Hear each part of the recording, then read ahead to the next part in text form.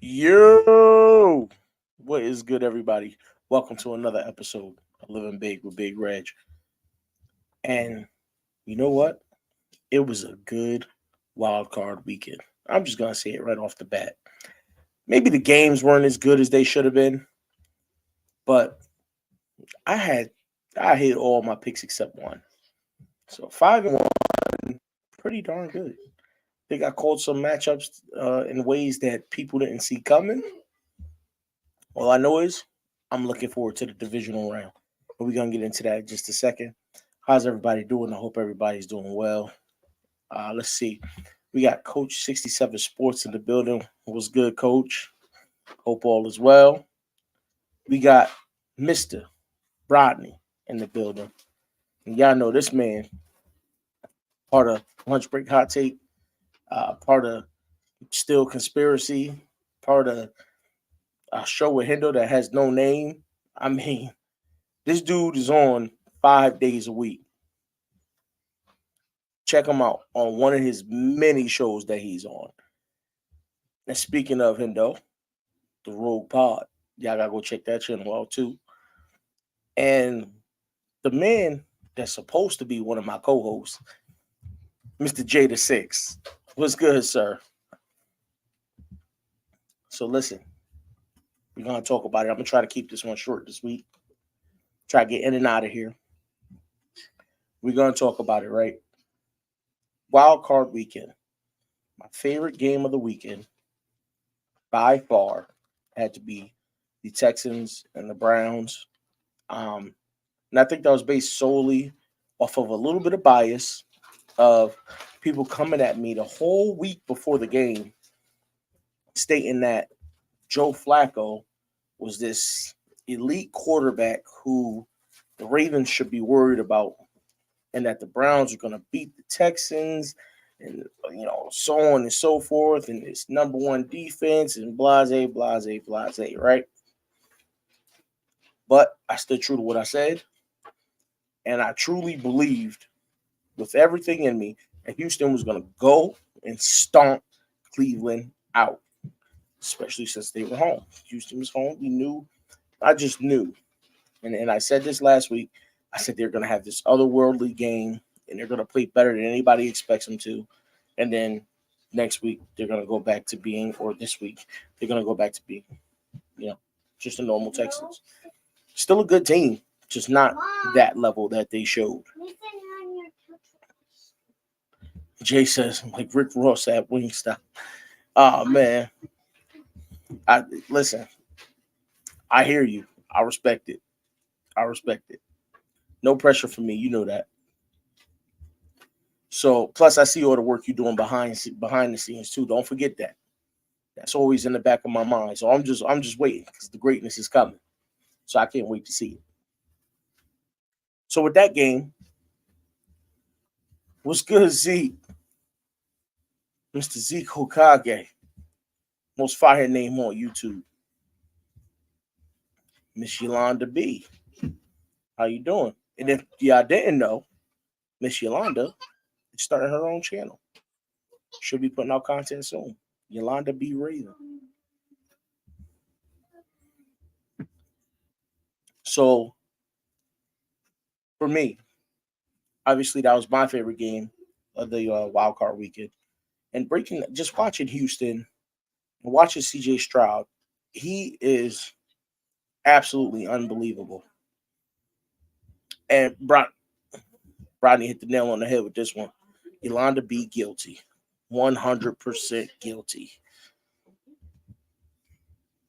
He has impeccable accuracy, probably better than I thought he was in college, which was crazy. I didn't think that could be possible, but he definitely came out and showed that it doesn't matter if there's pressure in his face, anything, he's gonna get the ball off. Well, he's playing a different defense this week, and y'all know we got some dogs. Now I am worried about a little bit of rust. We'll see where that goes, but I think we come in and we shut up all the questions. I think we absolutely shut them down, but I'll put that in with my score predictions. She had a comeback for you, B. She had a comeback for you. So for me, that was my favorite game. Next, next we had the Lions and Rams. It wasn't the next game in order, but the Lions and Rams was my second favorite game of the weekend. And I had the Rams. This is the one loss I took of the weekend because I had the Rams winning, and they were 2 points away from doing so. 2 points away. They could have made it a perfect weekend for me, but they kind of choked a little bit. And Detroit, big ups to you. Congratulations on your first playoff win, your first home playoff win in 30 years? That's a long time to wait. And congratulations on that. And you guys earned it 100%. Always starting from Coach Evans, having you ranked, what was it, 31st out of 32 teams in the league in the preseason rankings to ended up, third in the NFC? Congratulations to Detroit. Phenomenal season. We got the missus is in the building. How you doing, hon? Mr. Galloway. Dre, listen, fire content every Tuesday. Him and Hendo drop the most fire episodes of their show every Tuesday. Tune in, Mr. Galloway. And phenomenal artists. All right. You want real hip hop, go see Mr. Galloway. So Detroit, big ups to them. I still think Stafford is better of the two quarterbacks, but we'll see how it goes. I did hear, and Jay brings it up right here. Marlon Humphrey won't suit up. It worries me on the same hand almost as much as it doesn't, right? If we have Kyle Hamilton back, which so far it says we will, then I'm not too worried because he's going to pick up some slack with the pass rush. He's going to change some things in coverage. But I am somewhat worried because you got, with Marlo down, who's going to be that number 2 corner? Because that means Brandon Stevens has to be CB1, right? So he's got to cover Nico Collins. So who's going to be that other corner to step up and ball out? And we know it ain't Trash Yasin. Rock your trash can. Rock Yasin. We know it's not him. So we do have to have guys step up and play that cornerback role. But I think we'll be okay. Right? Mike McDonald does a good job of disguising coverage. He does a good job of helping the guys that need help. So Rock Yasin won't be on an island, unlike, our old DC, who happens to be a free agent DC again, Mr. Wink Martindale. So I think he'll be, to answer your question, Jay, I think we'll be fine. It bothers me a little bit, but on the same hand, I'd rather have him for the AFC Championship game. So if he has to miss another week to rest up and try to get better for next week, that's perfectly fine with me. I think the team will be okay. Now, another game we had over the weekend, which was a shocking defeat to a lot of people, but the Tampa Bay Buccaneers in the final game of the weekend absolutely beat down the Eagles. And I believe Rodney said the Eagles are frauds. And you know what? Kind of agree. I think a lot of people did pick them to Tampa Bay to win because the Eagles were just falling over the last couple weeks of the season.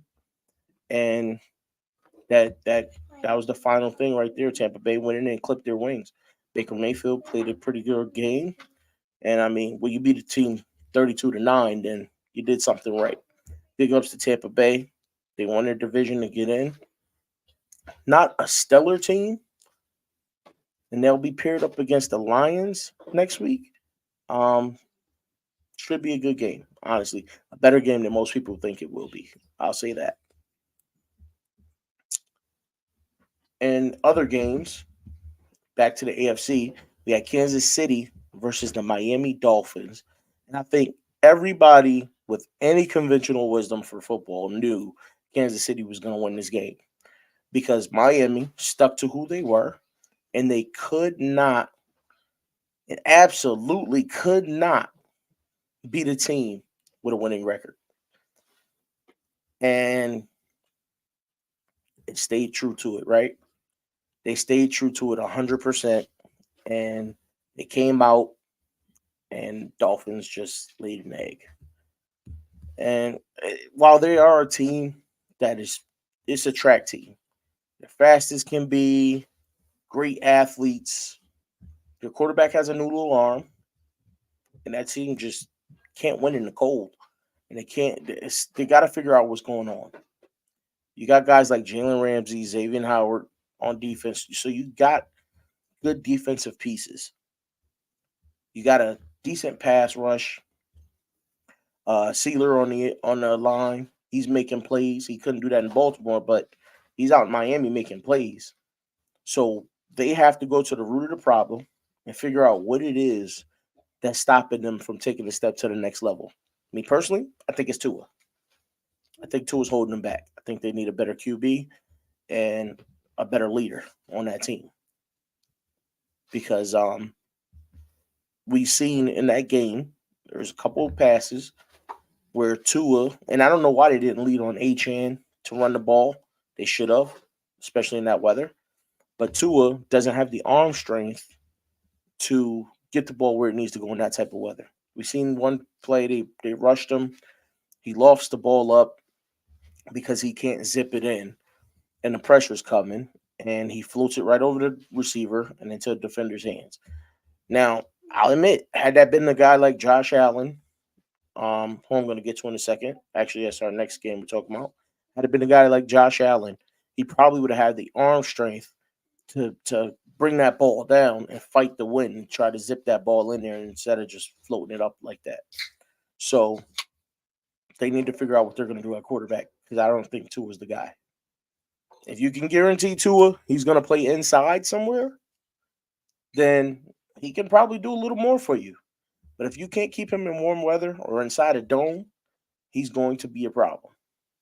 He's always going to be the weak link of the team, whether we like it or not. So big ups to Pat Mahomes. He can continue to win in the playoffs. He is the defending Super Bowl champ, so he's probably looking to get back. But I think there's a team in his way that nobody can stop right now. Now, talking about Josh Allen, we'll float over to the Bills, who beat the Pittsburgh Steelers.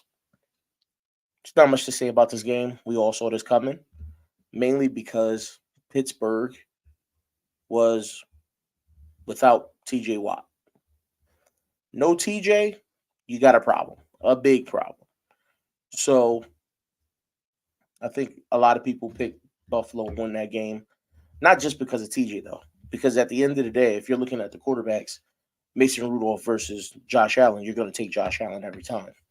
No knock on Mason, but he's just not that guy. And they got Tomlin's going to come back, so they're smartly keeping Mike Tomlin. And that's huge for them because he's a great coach. There's no way you could look at a guy like Mike Tomlin and say, "Oh, he's a bad coach," when the man has not had a losing season in his entire career. Give me any coach that has never had a losing season, and I got no choice but to be happy with him. There's no reason to complain. Now I know it's been a while since they won a playoff game, but look what division they're in. Look what conference they're in. The AFC's tough, especially right now. The AFC by far is phenomenal. Probably the best it's ever been right now. And we know you trolling with this one because we know you love Tomlin too. No, I'll see. There's always an agenda. There's always an agenda, and I'm gonna be honest with you. I would love to see Tomlin in Carolina. I'd like to see what he could do with him. Plus, that'll get him out of my division. That'll get him out of the Ravens division. He'll get to go somewhere else and have success. I'll be fine with that. I'd be perfectly fine with that. If I'm Carolina, I'm putting together some type of trade package or something to get him over there. Try to coerce him out of that contract, buy him out, whatever you got to do, get him over there. Just saying, 100%. I'd be all for that. Like no ifs, ands, or buts about it. Um, and other matchups over the weekend. Actually, I think it's the final matchup we got to talk about here. The Dallas Cowboys and the Green Bay Packers. Boy, oh boy, did Green Bay humble Dallas. I mean, Dallas came into that game riding high. They hadn't lost at home in the last 16 home games. They hadn't lost at home. They were undefeated all year long at home. They came in arrogant, cocky. All the Dallas fans, oh, this is our year. Dak's MVP. Blase, blase. Well, guess what? Dak's at home on his couch, wondering why Mike McCarthy's coming back again. Listen, I'm not, don't get me wrong, right? I am not the biggest fan of like John Harbaugh, right? And I question why we bring him back. But I'm severely questioning why they're bringing back Mike McCarthy. He has shown nothing since being in Dallas. I get it. They won, what was it, 36 games over the last 3 seasons or something like that. So it was some 2 seasons, 3 seasons. They've won 36 games, whatever it is. Big ups. Congratulations. But you're not winning when it counts. You're not winning when it matters the most in the playoffs. And let's be real, I think Green Bay just has their number because history, and especially in the playoffs, Green Bay over Dallas every time, and I think that's the tried and true. And I don't know if it's ever going to change. And if it is, it's going to take a culture change in Dallas for that to work. And Dak and Tua, for that matter, showed up and proved to be exactly what Mr. Cam Newton said they were. He said they're good game managing quarterbacks. That's it. And that's exactly what they were. But they couldn't manage the game. So somehow they both managed to lead their teams to eliminations. That's the only thing they were able to manage. Now they can go home, enjoy vacation. Tua could get some sun somewhere.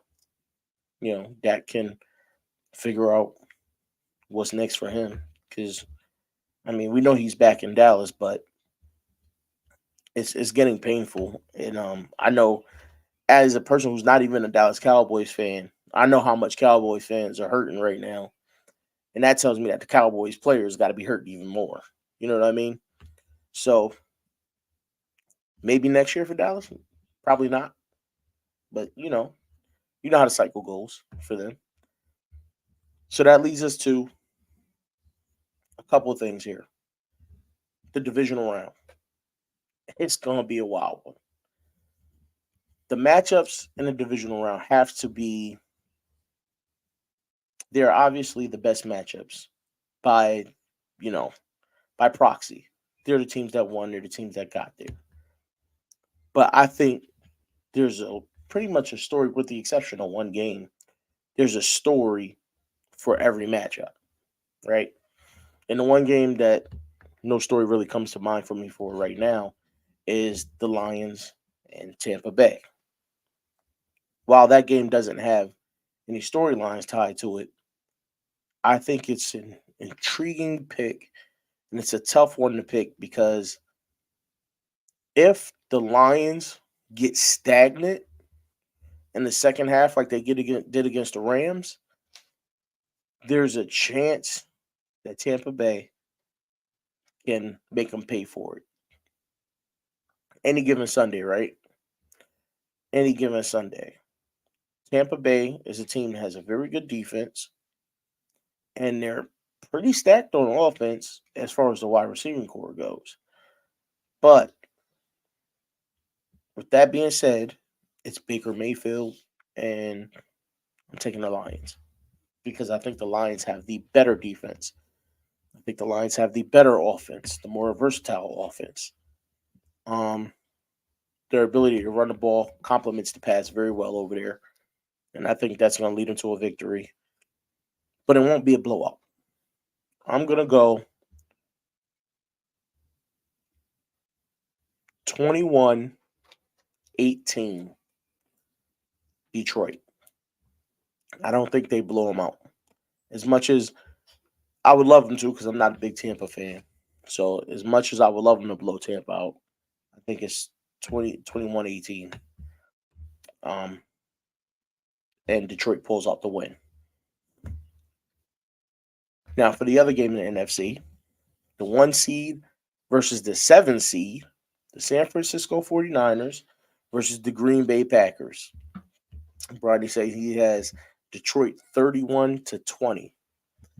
That is a big blow. I don't think Detroit's putting up 31 points. I don't know if they're capable. Well, they're capable, but I don't think their defense has kind of been on this thing where they're sliding in the second half of games. So I'm taking Detroit, but I'm taking them by like 3-4 points. It's going to be 21-22 to 18. And Rodney, we agree. Green Bay all day for this game. A lot of people are going to be upset by this. 49ers look like at one point the clear runaway this season, aside from Baltimore, obviously. Then they got stomped out by Baltimore. Then they beat some bad teams at the end of the season to go appear dominant again. I think Green Bay is riding a different type of high right now. I think Jordan Love is a better quarterback than we all thought he would be. And he settled in quicker than any of us expected him to. With that being said, Brock Purdy chokes. I think Brock Purdy chokes this game away. And I think Green Bay finds a way because their defense stepped up last week. I think their defense steps up again. And I think they find a way to win. And I'm going to take Green Bay 34-27. Green Bay 34-27. So the NFC Championship game should end up in Detroit. And it should be an NFC. They're actually going to be matching up for the third time. But I'm not going to talk about that game now between Detroit and Green Bay. But that's what I believe will be there. Now over to the AFC. We got the Bills hosting the Chiefs. Pat Mahomes has to travel to Buffalo in his first away game in the playoffs in his career, which is huge because he's been from, every other year, it's you got to go through Arrowhead. You got to go through Arrowhead. Well, now you got to go through Baltimore. But he's traveling to Buffalo. This game kind of scares me a little because I know who I want to pick, but there's a sense of knowing what Josh Allen is going to do in this game. I know Josh Allen is going to run the ball. So that makes me want to pick the Bills because you think, okay, if he's running the ball left and right, there's no way to put the ball in harm. He has to throw it. He has no choice but to throw it. And with Diggs, and he's got all the talent in the world over there, but Josh Allen's going to give the team a few. He's going to give away 2 or 3. He might even give away a fumble, but he's definitely going to go give you an interception or 2, guaranteed. So with that being said, I'm going with Pat Mahomes. I think he clutches up, and I think Pacheco runs the ball very strong. And he's one of those guys when he runs, it looked like it hurts. The way he runs looks like it hurts. Whether it's the collisions, the like just the way his foot hits the ground and powers his body for. He runs so hard, so strong, and he runs behind his pads. And that's what makes him so dangerous when he's running the ball. and he's got quick cut ability, which is crazy for a guy who's a power running back. But I love watching Pacheco play. I do. It's scary though, but I love watching him play. Pacheco. The problem is with picking the Chiefs. That means you're picking, you know who, and we know he's bound to make a mistake. He's bound to drop the ball. He's bound to commit penalties. He's bound to line up both sides. But they have the better defense in this game. And I think that's going to make the bigger difference. It's going to be real cold out there, windy. So the defense is going to have to play big. And Chris Jones plays for the Chiefs. He is a dog. Chris Jones didn't play last week. And they still, that goes to show you. Spagnola's got this defense playing very well. Very well. So big ups to the Chiefs. I think the Chiefs win it. I think the Chiefs win it. Yes, Tony. I don't like to say his name though. But yes, that's what I was talking about. Okay, Tony didn't play last week. Well, that's why the Chiefs won, right? Because Tony didn't play. And he shouldn't play this week. Oh, Jay, we just talked about it. The upset is going to be Green Bay over San Francisco. And in our final game in the divisional round, obviously to me, the most important game, the biggest game, we have Houston traveling to Baltimore to play against Mr. Lamar Jackson. Man. Yeah, Rice has been balling. Rice has been balling. And I have to apologize too. I'm glad you brought him up because I was dogging Rice when the draft was around.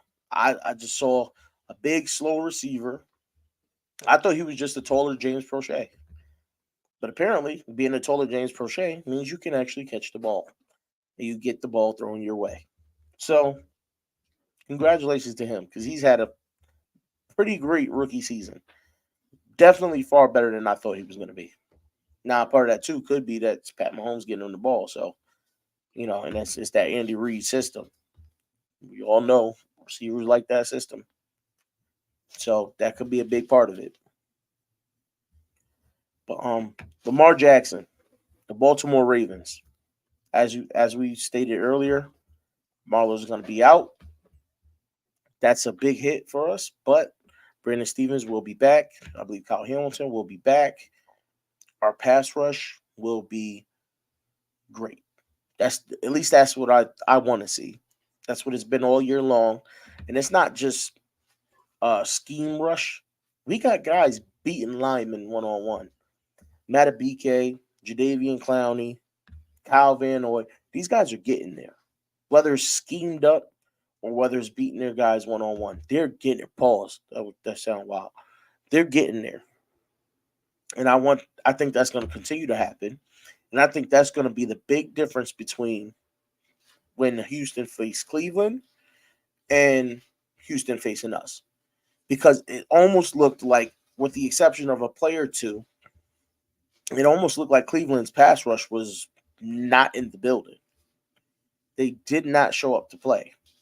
And that's one thing Baltimore can't afford to do. And I know John Harbaugh has a history of not getting his team up to play. And sometimes you look back at games and you go, well, first time we played the Texans, we destroyed them. I don't think this is that type of team. I don't think this team looks back and says, well, we destroyed them the first time, so it should be easy. Roquan is ready to play. Rowe is ready to get on the field, and he doesn't care who it's against. He's ready to go ahead. PQ has to show why he wants the money he wants, right? Matabike has to show why he wants the money he wants, which they're talking right now roughly $25 million a year for Matabike. So he's going to garner a contract.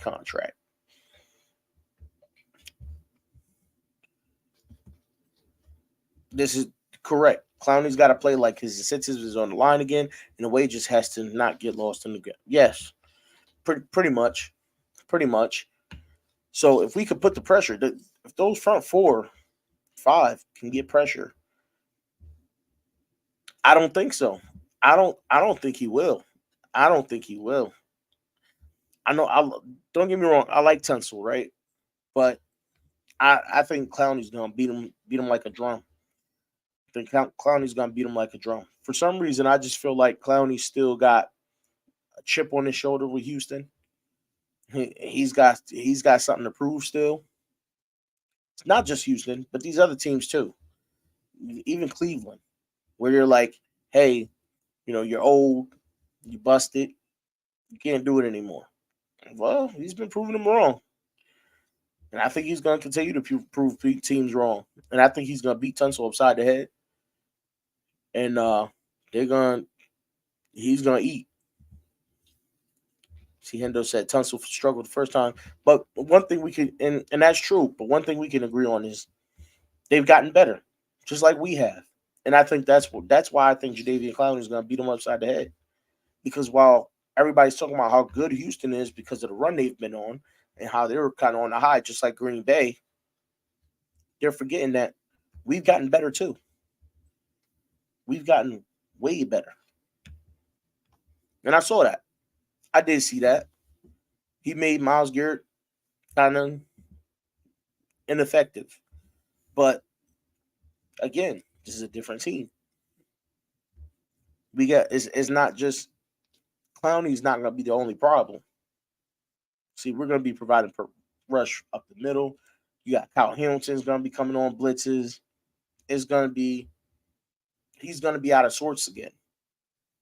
Because I can almost guarantee that Mike McDonald is going to scheme up some stuff that Stroud didn't see in week 1. He's going to make Stroud think harder this time around, even than he did in week 1. You know what I'm saying? So for me, I think we end up, and I'm gonna give you the score now. I think we beat them 42-17. 42-17, Ravens win. I think it's an absolute beatdown. Now, while I like Houston's actually one of the teams I've always cheered for quietly on the side, mainly because I want them to take the throne as the better team in Texas because I don't like Dallas. Respect Dallas at times, but I don't like Dallas. I don't know what it is. Actually, other than the Eagles, I really don't like that division. I mean, I'm okay with the Commanders. I'm okay with them. They got a little bit of my vote right now because KBK play over there. So I'm okay with the Commanders, but I don't like anybody else.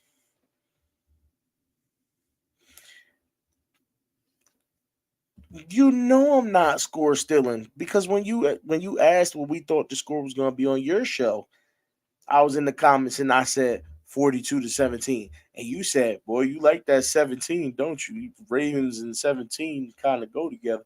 Would you remember that? So I'm not score stealing. That's been my score from the word go. 42-17. And I believe you said we was going to score 45. You said we were going to beat them 45-24 or something like that. That's what you said. Oh yeah, the sarcasm with that. Yeah, Stroud's supposed to be there. He's next, right? They say he's next. He's the one now. And I just for some reason it blows my mind how we go through a season like we just had with Baltimore, and still these analysts from these TV networks and things look at Baltimore and say they're just not good enough. Houston's just better than them. I think Houston's the better team. Like how? Where do you? I went to go get a haircut today. I'm chilling at the barbershop, and they're on the show talking about best quarterbacks in the league, and I hear Pat Mahomes, I hear Josh Allen, and I hear Joe Burrow, and I go, aren't y'all forgetting somebody? Like they're blatantly forgetting someone right now. And they're continuously talking about those three guys, those are the guys, and this and that. I'm like, where's my quarterback? Why isn't Lamar Jackson in this discussion? And I don't even know what network it was on because I was getting cut at was behind the TV, so I could only hear it. But what what are we doing that somehow we leave them out of this? And then the show, some of the people that was on the show, I think I heard the name. I heard Mace and I heard OJ Simpson and somebody else. I forgot who else was on the show. So I heard those names said. And Mace, for you to come out and say Houston is going to beat Baltimore, I'm starting to question if you watched football all season long. I get it, though. I get it. Houston's a good team. They're on a heck of a run. We've been resting for 2 weeks, but it doesn't change the talent that's on the field, the coaches that's going out there, and the fact that Baltimore has dominated every good team that's come up against them. What do you say to that? And even the teams we lost to, newsflash, they ended up in the playoffs. The teams we lost to, every team we lost to, ended up in the playoffs. So, and they're all gone. Well, except one, the Colts. Colts are out. So, where are we going with this? Hendo says no one should have. Hey, as I have to. I have to. All right. This is true. Terrible judgment. He said, God. Listen. And they had OJ. Like I said, they had OJ up there. I will say this. OJ gave crazy praise to Lamar Jackson. He gave crazy praise to Lamar Jackson and how he's never seen anything like that. Lamar's a phenomenal talent, all that. So he gave crazy praise to Lamar. He picked Baltimore to win. Of course, the guy that knows football would pick Baltimore, right? That's what makes sense. Another thing that I came across, Dan Orlovsky. Shout him out, former UConn quarterback. Terrible in the NFL, but still. Dan Orlovsky is another guy that absolutely loves.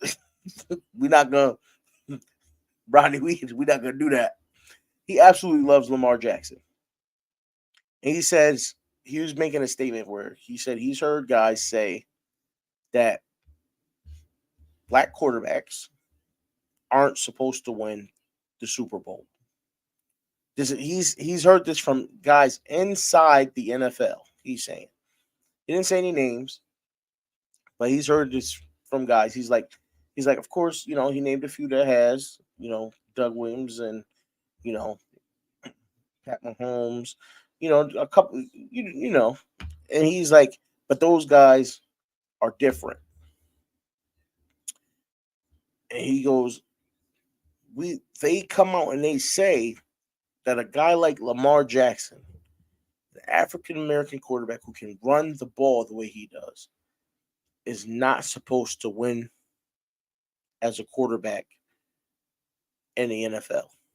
And hello, this is actually my mom, y'all. It's my mom showing some support. How's that? That makes me feel warm inside. I love it. Love it when a fan comes through. Jay says, how do you feel about the recent NBA trades and why hasn't Orlando done anything? I gotta get brushed up on the NBA trades because I don't know what trades have happened. I've kind of when the playoffs started, I drifted away for a little while, and I've kind of been focusing on the NFL. I have peeked in on some of the NBA games. We did just beat the Knicks, I believe, just the other night. But the reason why Orlando is not making any moves is because we have the talent. We feel we have the talent, like I said, to make the playoffs and be at least the 8th seed in the East. At least, and I think we're gonna do it. if not higher. But back to Baltimore. And love you too, ma. Um, real quick, back to Baltimore. Oh, Pascal Siakam to the Pacers for Bruce Brown and 3 firsts. They got a bag for him. I didn't think Siakam was worth 3 firsts. The NBA don't value picks the same way as the NFL, so you kind of got to look at it differently. But sheesh, it's gonna be interesting. The Pacers were already a decent team, and they're looking good this year. So he'll be able to help him. He'll be able to help him. But Dan Orlovsky's statement, and he states because the question was, does he have to win a Super Bowl to quiet down all the haters and all the negative talk? And that his answer was yes, and I agree, 100%. He does have to win the Super Bowl, but it shouldn't be because the old school mentality, racist parts of the NFL thinks that an African American quarterback who can run the ball, who has dark skin, talks the way he does, comes from the hood and from the streets, but is a good kid, great kid. Like I haven't seen anybody in the NFL with as much respect as Lamar Jackson. He constantly goes back. He gets people look down on him for going back to those neighborhoods and kind of keeping kids off the streets and doing good things for the kids out there. Well, guess what? I'm going to say it. He's the LeBron of the NFL. So they're always going to find something negative to say about him. Did they stop talking bad about LeBron after he won the championship? No. They still did it. And the same thing's going to happen with Lamar. It's going to be somebody to come out and talk junk after Lamar wins the Super Bowl. They're still going to have a problem with him because of this, because of that. Well, you know what they're going to do? They're going to move the goalposts. He can't win one. Well, next one, guess what? Well, he can't win two. He can't win two. He can't win three. They're going to continue to move the goalposts, just like they did for LeBron James. And unfortunately, that's what he's going to be left with for the rest of his career. And I'm probably one of the biggest Lamar Jackson fans there is out there. Right? I got a Lamar Jackson bobblehead. All right. Let's look. I got the Funko Pop. I got it all. All right. Love Lamar. Okay. When Lamar came out with the not bad for running back shirt, I went and got one immediately. Okay. And a big part of it is not just because he's an African American quarterback who's highly talented, but because he kept his background, what he's accomplishing, and the fact that he doesn't forget where he came from, but he carries the utmost respect. And he's what you want to put forward into the world for people to see. That's the guy you want to have people look at and be the face of the NFL because it shows that we as a people have grown.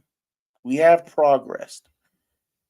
And he's one of the aforementioned. He's one of the staples of that progression, right? Him, LeBron James, these guys that are not only, yes, they're great athletes, but they're doing great things off the field, off the court to continue their greatness and grow it. And it's absolutely amazing. Especially, when you got another big hate they have on Lamar is him negotiating his own contract. Good for him. It's phenomenal. He got exactly what he wanted. And he's going to get his Super Bowl ring, probably multiple, as long as the team continues to support him and give him the weapons he deserves. Jada 6, RJ Barrett, Emmanuel quickly to Raptors. Well, pressure. I'm not even going to say that last name because I'm not going to get it out there right.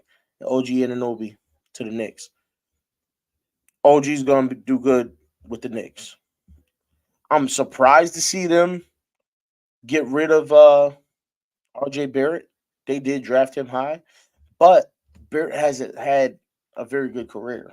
He's been very shaky. He's very up and down, back and forth. Decent defender. Offensively, he kind of lacks to me. Yes, but that's if you pay close attention though, that's kind of what Orlando does. And I'm glad they're not making moves because otherwise they'd just be going to get players who are declining or injured and things like that. If you look at it, our coach right now has um uh Wagner averaging 22 points a game,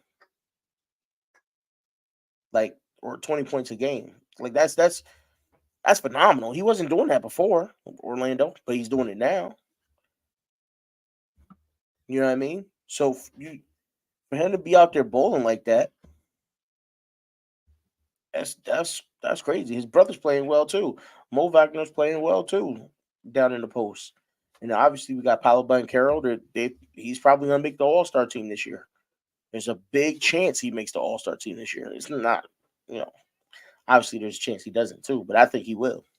He's averaging about 24, I think it is, a game right now. So I think he's gonna end up there.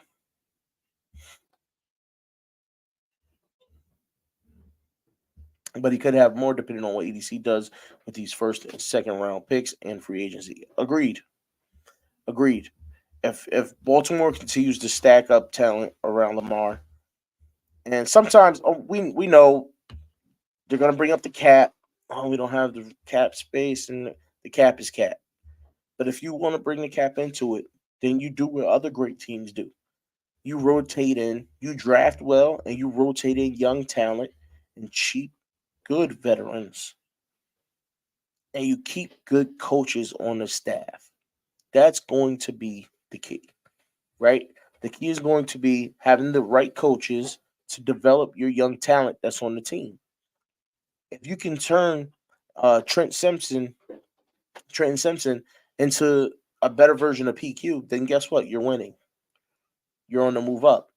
If somehow you can get some pass rushers that are going to turn into star pass rushers, unlike Ojabo and Owera so far, but if you can draft some young guys that's going to make plays, guess what? You're on your way up. Look at Brandon Stevens. Somehow he turned from garbage truck juice to one of the better lockdown corners in the league now. I mean, this year.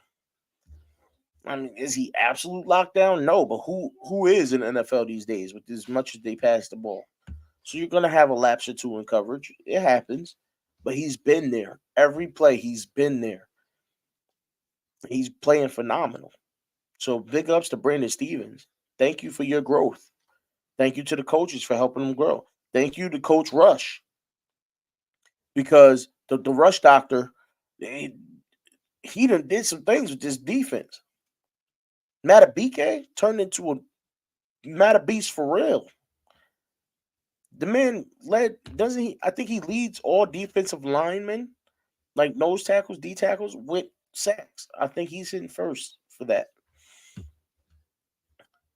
We are what Geno Stone. Geno Stone turned into he's got the second most interceptions on the season, I believe.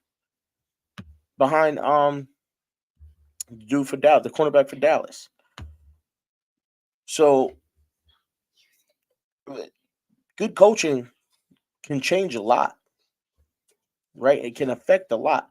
And I think going forward, if we find a way to maintain good coaching, we find a way to continue to grow our young talent, then we have no worries in Baltimore. And we'll be pushing for the Super Bowl year after year after year, especially as long as the great eight is under center. And that offensive line, that's next, whether it's through draft or free agency. I think the best way to go is free agency because you find guys out there and you pay them because you know what they bring to the table. Go get you a veteran left tackle, veteran right tackle, veteran left guard, veteran right guard. If you got to draft some, but go sign some too. Let them battle it out in camp and take the best of the bunch. I don't want to see next year. I don't want to see us cutting guys that we draft either. If we draft you, we should keep you. right? You have to beat out the guys that's there. But a look at some of the guys that was there. Rock Yassin, he shouldn't have made this team. He should have never been signed. We should have brought back Marcus Peters over him. Heck, I think bringing back Marcus Peters now would have for a playoff run would have been a great idea. Just to have another cornerback because Jalen Armour Davis, sorry, Pepe Williams went back on IR. Now, one of the other questions we have with Baltimore is they're bringing back Devin Duvernay and Mark Andrews. Devin Duvernay did not need to come back.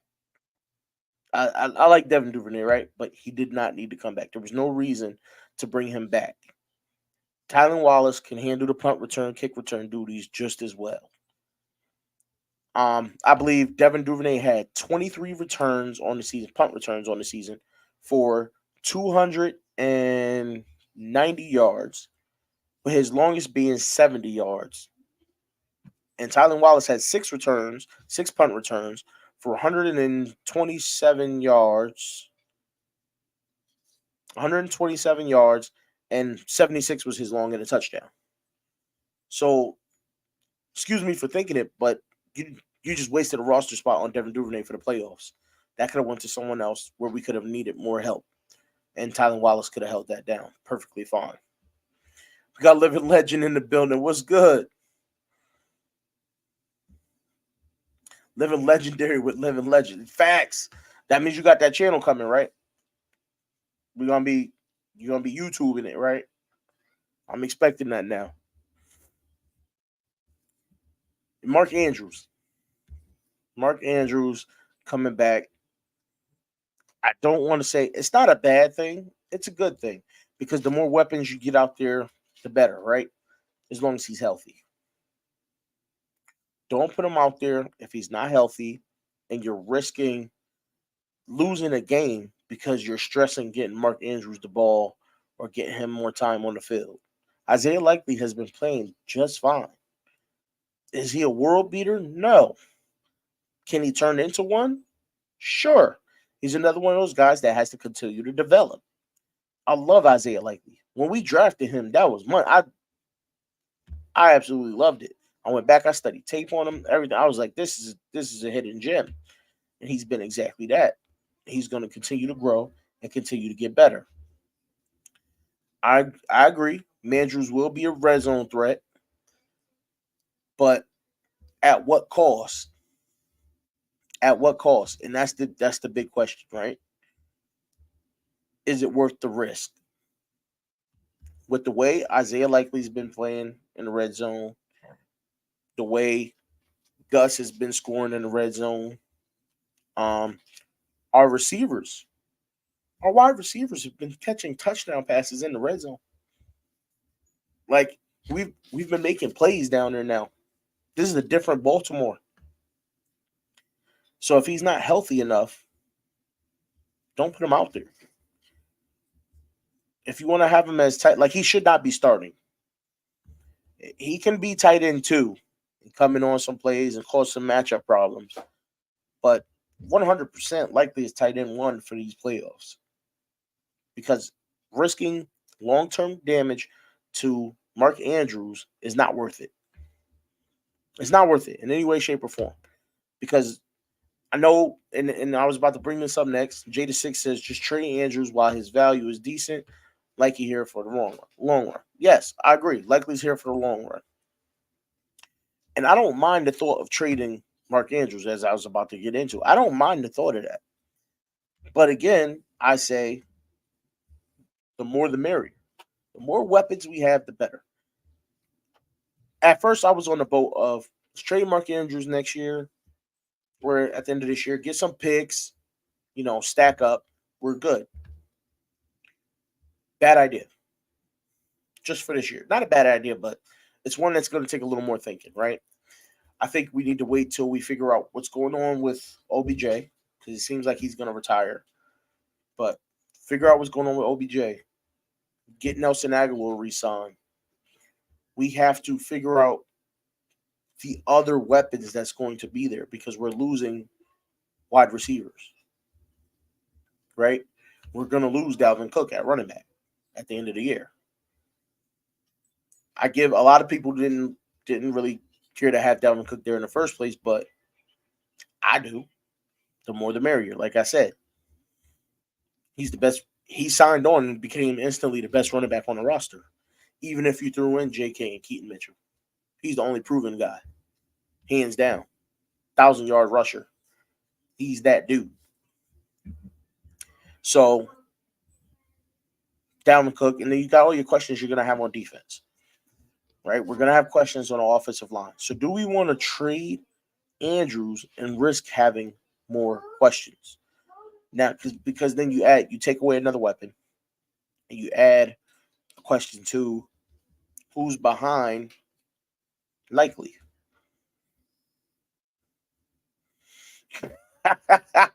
His legend says Dobbins' legs died of natural causes. Listen, Dobbins, I feel bad for Dobbins because the kid showed such great potential, such good skill, but just couldn't stay healthy. We should not trade him to Carolina, sir. No way. No way. Wait, hold on. Dobbins? Y'all want Dobbins? We'll trade you Dobbins. If you want Dobbins, we'll trade you Dobbins. Yes. Hopefully, he'll stay healthy there for you. But you're not getting Mark Andrews. No way. Now, especially with y'all not having the first round pick, unless y'all giving up that second. Are y'all giving up that second pick for Mark Andrews? Would you? He said, keep drowning. Would you trade? Answer this honestly. Would you trade? Y'all do end up signing our tight ends after the fact. Y'all do. Would you trade your second round pick for Mark Andrews? What do you mean he's not worth the first? Listen, I can feel like he's not worth the first, but when I'm going out looking for a trade, I'm asking for a first. Okay, so you wouldn't give up your second round pick for Mark Andrews. That's what I would want.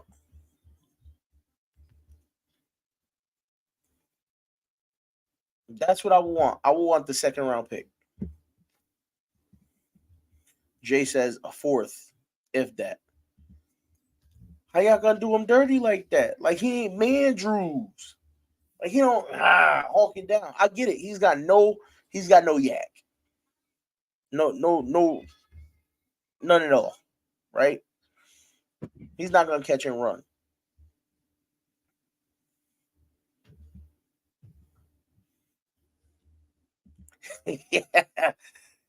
I'm not. Listen, I get it. Again, I get it. But if I'm the GM trying to trade him, I don't get it. As a fan watching, I'm okay with parting ways with him. I'm 100% okay with parting ways with him and getting a nice, couple third, fourth, fifth round pick for him. If you could trick a team into giving up a second, do what you got to do. A late second would be beautiful. Nah, we're going to keep Likely. See, Likely is going to be the go-to tight end in the future, the very near future. The very, very near future. I love Likely. I do. His talent, his run, like the yards he gets, his yak is crazy. Because he shows wide receiver speed after he catches the ball. Not fastest wide receiver speed, obviously, but Likely can run with a younger Mike Evans. He's right there with him as far as running, as far as speed goes. Bless you. As far as speed goes, he can run with Mike Evans. Hands down. Now, if you give him, imagine if Likely develops and gets the hands of a guy like Mike Evans, where he's catching pretty much everything. Well, old Mike Evans, when he used to catch everything that went his way. Can you imagine that? Imagine how unstoppable he could end up being if his hands get more consistent. He's not Mike Evans. That's what I clearly stated that he's not Mike Evans in any way, shape, or form. I said he could run with him. You know, Mike Evans ain't the fastest, but he's a wide receiver versus a tight end, and this tight end could actually run with him. So he's got some, likely he's got some good speed on him. Like he's got some get up. And I'll say this: he's shiftier than Mike Evans by far. Likely he's a big dude with small dude shiftiness. Like he's not just out there dropping the shoulder and running over guys. He's juking guys and making cuts and making guys miss. Not a lot of tight ends can do that. So he has potential if he continues to grow and the coaches do him right. You know what I mean? That's the point. Living legend. That's the point I'm making. Though. That's the point I'm making. Though. You know what I mean? Yeah. He ran a 4.5. That's what I'm saying. He's a big receiver. He's not that fast, but he's still quicker than tight ends. He's still faster than most tight ends. And I'm saying that likely fits that mold of the big wide receiver. He has listen, I'm saying he doesn't I'm not saying he matches say the shiftiness of a Zay Flowers. I'm not saying he has that. But I'm saying in the mold of a tight end, right? He's like those smaller tight ends that come out. The guys that's, we've had tight ends in the NFL that's 6 feet even. He's like one of the smaller, quick tight ends that can cut, stuff like that. He's one of those guys, is what I'm saying. So when I say smaller guy and I'm talking about tight ends, I mean like 6 feet, 6'1", 6'1". I think Likely's what? Likely's like 6'4", right? Or is he only 6'2"? I'm gonna have to look that up. He is shifty. Brother, you gotta give him his props, bro. He's shifty. For a dude that size, he's shifty. Like he makes guys miss, not just slow guys. Like he's chopping down safeties and corners at times. Like he's making dudes miss.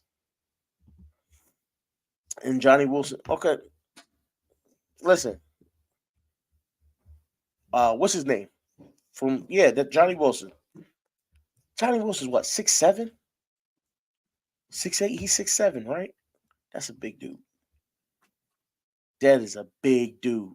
He's gonna be a problem. He's gonna be a problem. And I know Hendo's gonna be watching his career all the way. All the way. Hold on one second here. Gotta check something. Okay, I'm good.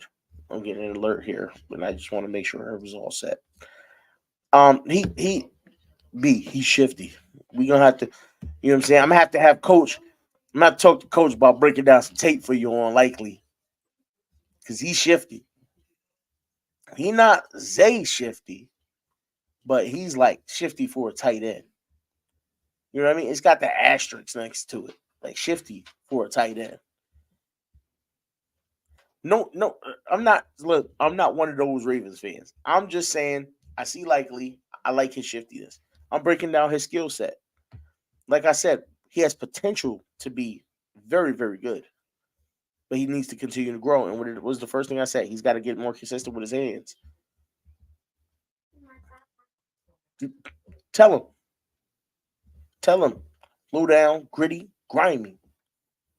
You know what I mean? You can't watch Isaiah Likely play. There's no way anybody watches Isaiah Likely play and go, oh man, he's never going to be any better than this. Especially with him being as young as he is. It's only his second year. His hands get consistent, which this is something you can fix. But not all guys, you can't teach a guy shiftiness. You know what I'm saying? You can't teach a guy to be shifty or crafty or things like that. You can't teach guys instincts. You got to get more shifty to be shifty.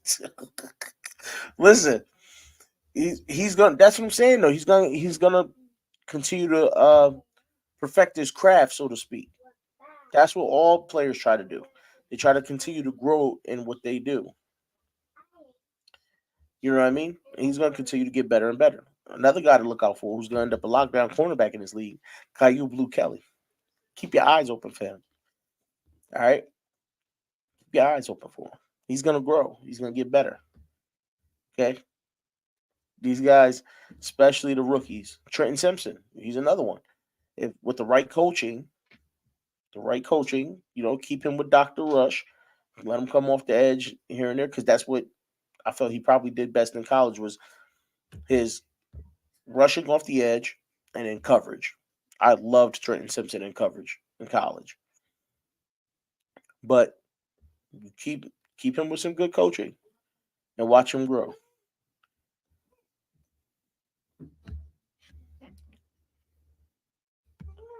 You said give you a year when he will be a starting quarterback in the NFL?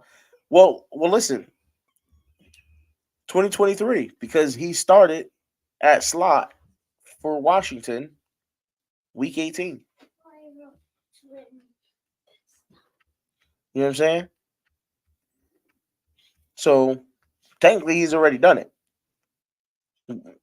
He's week 18, he's Washington starting corner. And this he was Washington starting slot corner. You know what I mean? It's not disingenuous. Go look it up. He started at slot for Washington week 18. Now he's just got to hold on to that spot.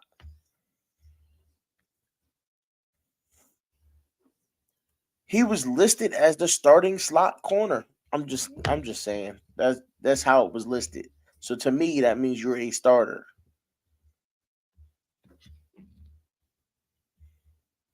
Week 18, the last week. The last week of the season, Living. It was the last week of the season. The very last week. Last game. Final game. Final hoorah.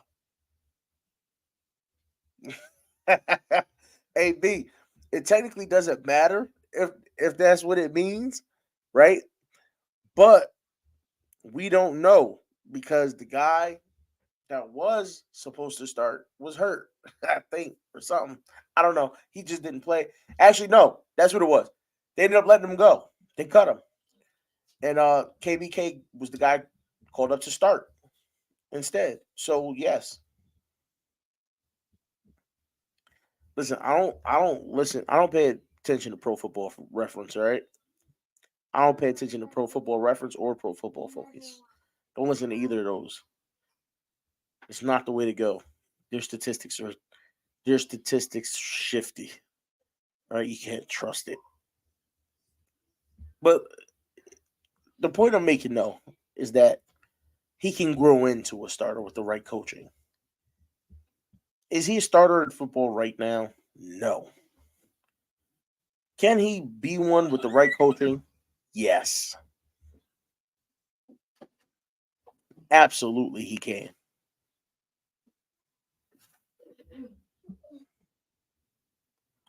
Hey, listen. I can't give you a year.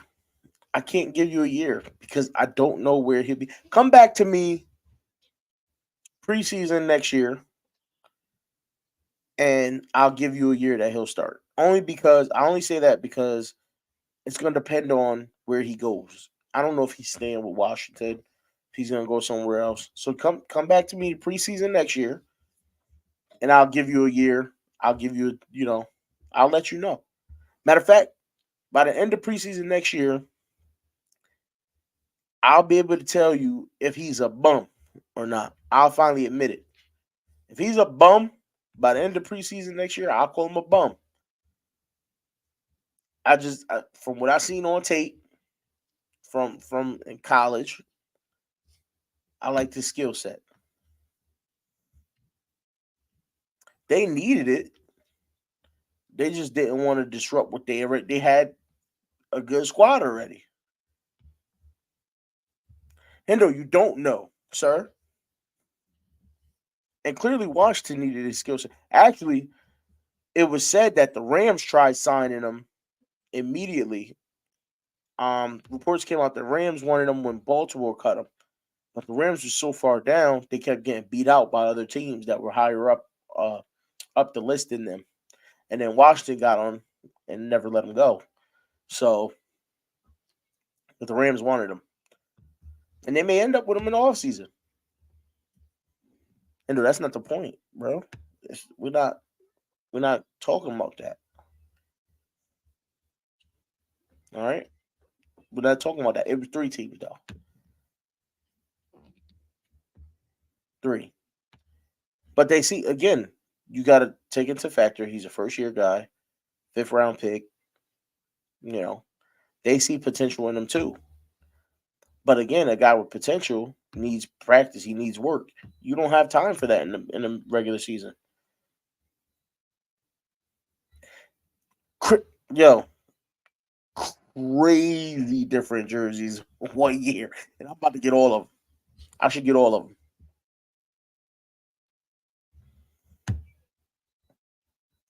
Listen, that's not the point though. They didn't let him go. But the point I'm making though, when I say they never let him go, was that the Rams was hoping that they would cut him so that they could pluck him off the practice squad.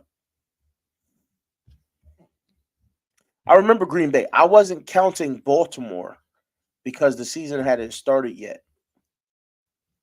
I actually wasn't counting Baltimore. I know we drafted them, but I wasn't counting Baltimore because, yeah.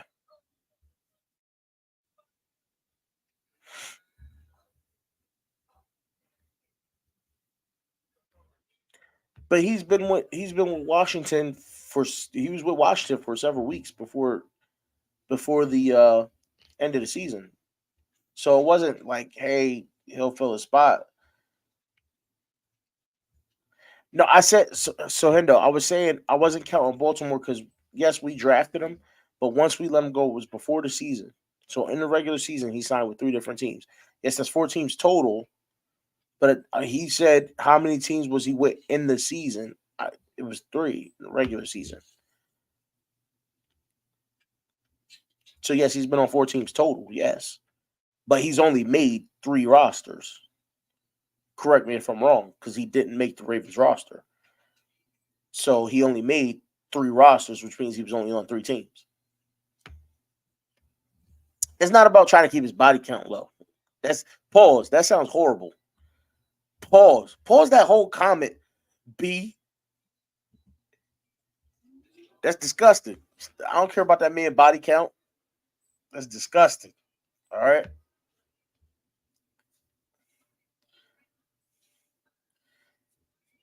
Yes, that 4 teams, 3 rosters made. No, that goes to show potential. And we all know potential is that word that kills everybody. Potential. He's got crazy potential. Hey, listen, I'm pretty sure he thinks it's time to settle down too. I want him to settle down with Washington because I want to see him pick off Huntley or whoever plays for Baltimore next preseason. So whoever the backup quarterback is next year, I want to see him pick them off in the preseason on the way to earning his starting spot in Washington for the Commanders. Because their black jerseys is fire. I'm just gonna point that out. And though I know you hate to hear that, but their black jerseys is fire. He is. It's more than likely gonna happen. Listen, I'm not even gonna lie. If he ends up in the UFL, I'm gonna get a UFL jersey with his name on it. He'll be the first UFL jersey I buy if he ends up there. That works fine, Hendo. Yes, I do. I want him to have that stat, that NFL stat in his career. I want him to have that because it's all about growth, right? No picks this year. Step up, get 1 pick, 2 picks, 3 picks, whatever. So on and so forth. Whatever years. It's all about growth and time on the field. He needs more time on the field. We say that about every young player, right? You got to give them more time on the field to tell if they're really burnt toast or not. I'm gonna defend that to the end. That's what we did with Oway. We sat there. We said, "Oh, Wade needs to get on the field so we can see if he's got the talent." He ain't had the talent. He's still on the roster though. Maybe he doesn't suck, B. Maybe he doesn't suck. Pause. Pause. Big time. I think again, I'm gonna look at I gotta get into my college tape, been breaking down or watching tape like I did last year, because I did that a lot last year before the draft. I gotta do it, try to find time to do it this year. That's not true. Washington, he's still with Washington and played in the game. But I gotta get into my college tape.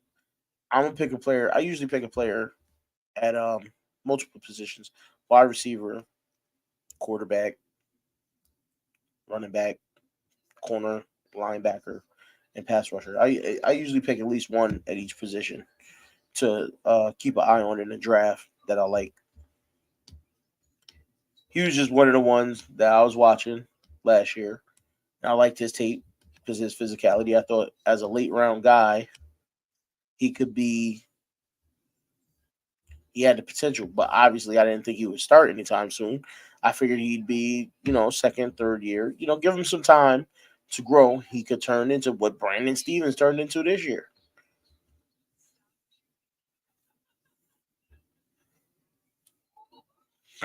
Listen, we know if you look at that team over there, Washington's got some talent. They just don't know coaches. No, I said he was going to be a lockdown corner in the NFL at some point. I didn't say this year. I said at some point.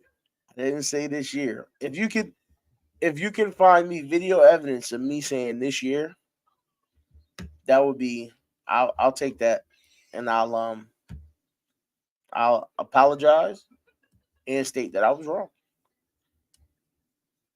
But I believe I said at some point in his career.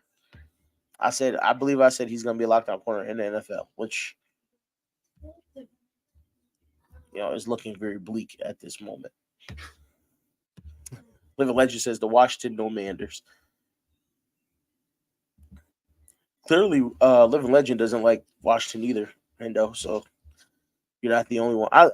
Most people don't like Washington, if we're being real. I think their New Jerseys are fire. I've always that burgundy red color is kind of I like that color. There's a couple things I would switch about the team, starting with the name. I'd have to find something else. I don't really like Commanders.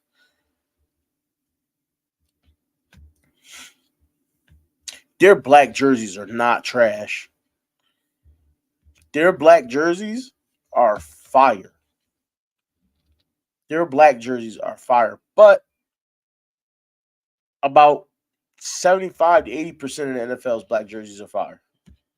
From like a lot of teams, if you see their black jerseys, it'll be fire. And that black jersey, their black jersey is fire. The logo is trash. Coach trash, yes. GM trash, yes. I agree. I agree with that. I agree with that. That's why they're looking for new coaches now. I can't argue that. Which I'm hoping Eric Bieniemy gets the head coaching job there. I don't think they're looking at him though, but I hope he gets it.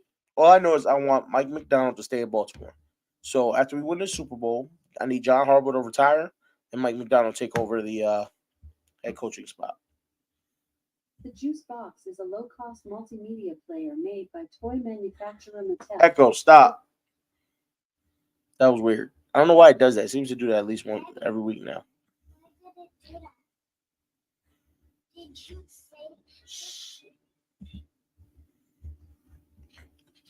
So Washington, I'm keeping an eye on that. I want Eric B to get that job though. I don't think he will though. As long as Mike McDonald, yeah, don't do that. Jay, don't do that. Um, I want Mike McDonald to stay in Baltimore. I want him to get the head coaching job next year. I think John Harbaugh should. We win the Super Bowl. John Harbaugh should ride off into the sunset. and relax. And I don't know if y'all heard this. I happened to come across a clip. It's changing the subject a little bit, talking about Dallas. Skip Bayless and Keyshawn Johnson was talking about Dallas. And normally I don't watch these clips, but after the way Dallas took that L, I had to hear what was being said. I had to.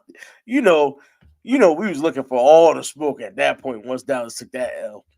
So I had to go hear what was said, and something was said that I don't necessarily agree with, but I want to get you guys' take on this. But it's kind of in a way, I gotta go look up some numbers, some stats, and things like that. But it seems like it might be true. Thanks, Mom. Um, Jim Harbaugh, Keyshawn Johnson said that Mike McCarthy and Jim Harbaugh are in fact like the same head coach. Let me know what y'all think about that. Like, how did J, B, Hendo, Living Legend? Let me know what y'all think about that. Do y'all truly believe that Jim Harbaugh and Mike McCarthy are basically the same type of head coach? Because I get it, Jim. He went to a Super Bowl. He hasn't gone back. He went to a Super Bowl, then followed it up by going to an NFC Championship. Then he got let go by San Fran. Went back to college. He's won a national championship now with Michigan. He's been near the top since he's been in Michigan. So Bronny says, Keyshawn need to go home. This is factual. Jim, no, he said Jim, because it was Jim, not John.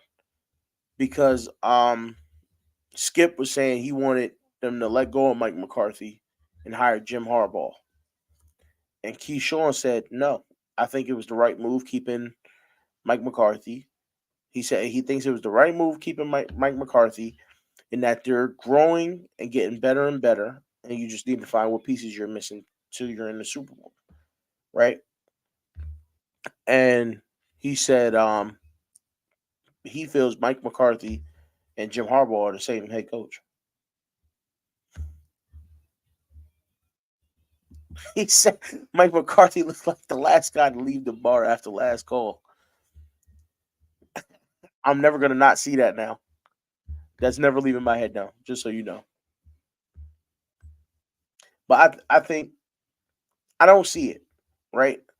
I think Jim Harbaugh has a lot more fire in him than Mike McCarthy does.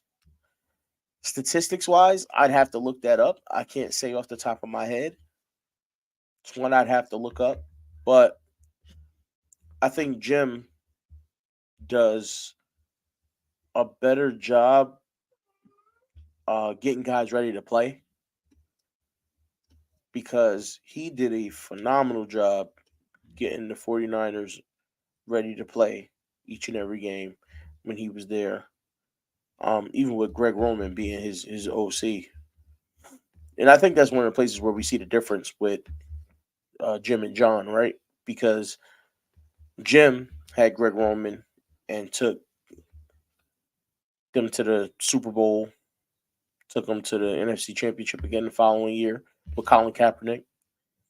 And John had Greg Roman and couldn't get the team to get up, and he couldn't build around Lamar, and they couldn't, you know what I mean? He's drafting fullbacks in the fifth round and fourth round, and drafting punters in the fourth round instead of getting the guys he needs to put the weapons around your star quarterback.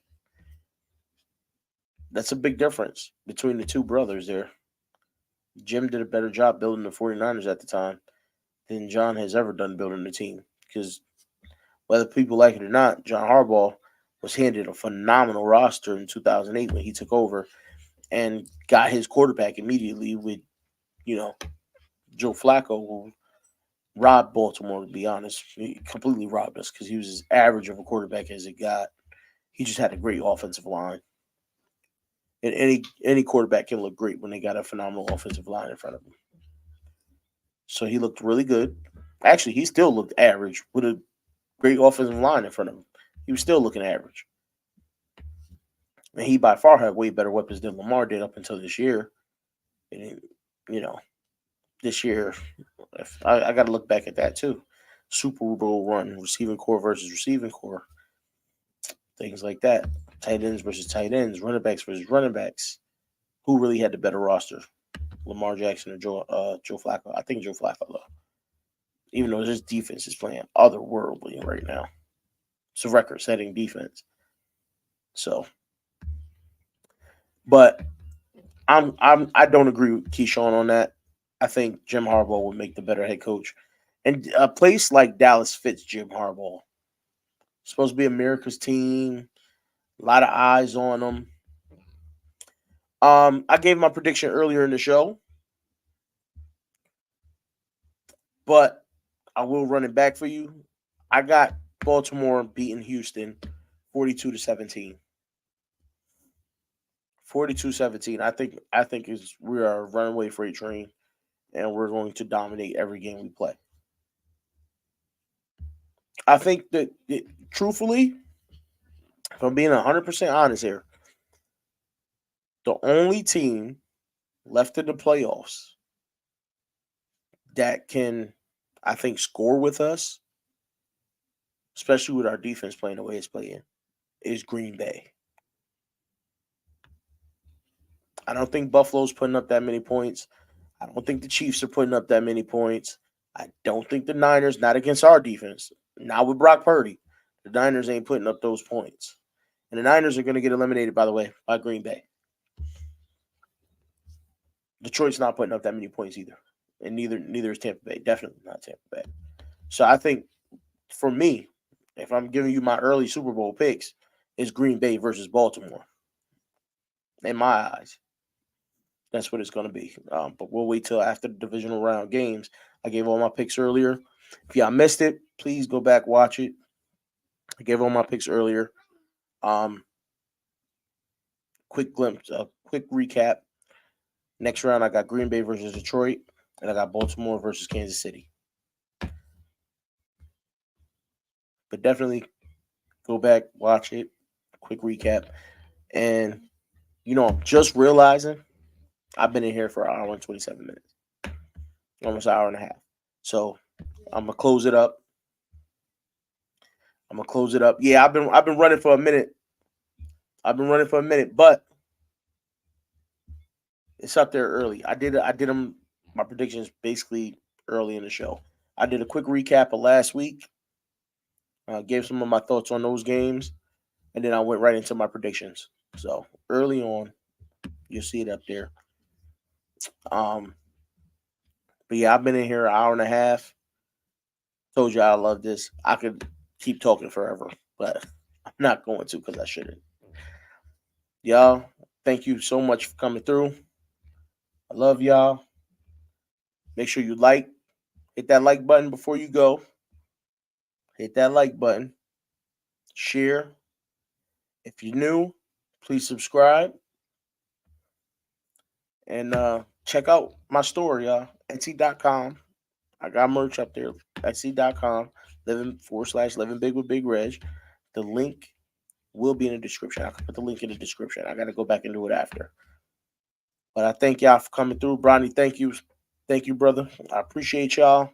I love y'all. Y'all, stay blessed.